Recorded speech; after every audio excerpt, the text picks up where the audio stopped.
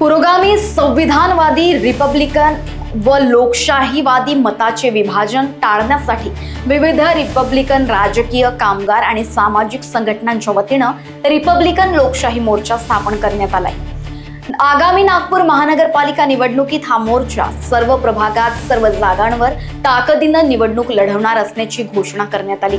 मोर्चात संभाजी ब्रिगेड, राष्ट्रीय संयुक्त मोर्चा, गोंडवाना गणतंत्र party, Republican party, minorities democratic party, राष्ट्रीय ओबीसी मोर्चा, ओबीसी बहुजन आघाडी, ओबीसी जनमोर्चा, सिद्ध, राष्ट्रीय मुस्लिम परिषद आदी संविधानवादी संघटनांचा समावेश आहे। देश आणि राज्यात लोकशाहीला धक्का दिला जात असून ओबीसी, आदिवासी आणि बहुजन समाजावर अन्याय होत असल्याचा आरोप मोर्चानं केलाय। मनपा निवडणुकीत शिक्षण, प्रत्येक कुटुंबाला रोजगार, आरोग्य सेवा, निवास, प्रदूषणमुक्त आणि भयमुक्त नागपूरसाठी दीर्घकालीन आराखडा हा एजेंडा घेऊन जनतेत जाणार असल्याचे सांगण्यात आले।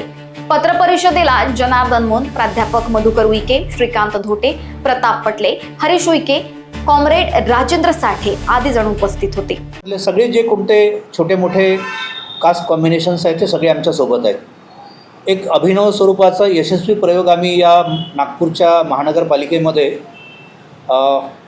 एक आशावाद म्हणून लोकांसमोर पर्याय म्हणून आम्ही देतो आहोत।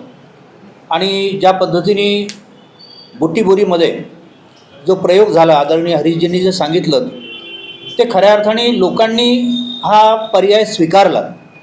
मला असं वाटतं की नागपूर ही परिवर्तन घडवणारी भूमी आहे।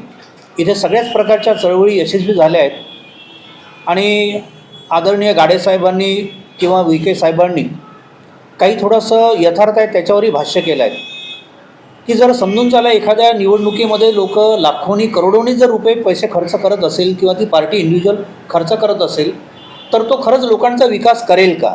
इथे बसलेला प्रत्येक जण, मग आमचा तो विकी बेलखोडे असेल, बहुजन मुक्ती पार्टीचा तो महाराष्ट्राचा कार्याध्यक्ष आहे, एक तरुण पोरगा आहे, विधानसभा लोकसभा लढलेला आहे, चळवळीचा पोरगा आहे, अशा लोकांना आपण पुढे केलं पाहिजे। किंवा आमच्या इथे आता 72 वर्षाचे डॉक्टर मोरेश्वर नगराडेजी आहेत, RPI गवई गटाचे मोठे नेते आहेत ते। आणि अशा सगळ्या मग रिपब्लिकन चळवळीमधले असेल, ओबीसी चळवळीमधले असेल, मुस्लिम चळवळीमधले असेल किंवा आमच्या बिरसा मुंडा परिवार असेल, हे सगळे जर एकत्र आले आहेत तर मला असं वाटतं की लोकांनी हा चांगला बदल स्वीकारला पाहिजे।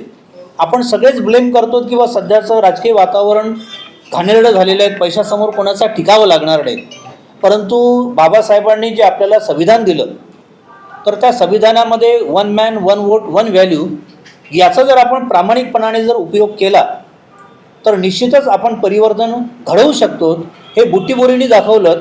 आणि एकाच परिवारातले 6 जण जर देशातल्या सगळ्याच साखरवर पार्टीच्या माणसांनी दिल्यानंतर सामान्य माणसांनी, मतदारांनी तिथे 6च्या 6ही त्या ताकदवर पार्टीच्या एकाच घराच्या उमेदवारांना जर हरवलं तर हाही प्रयोग या महाराष्ट्रामध्ये, भारतामध्ये होऊ शकतो।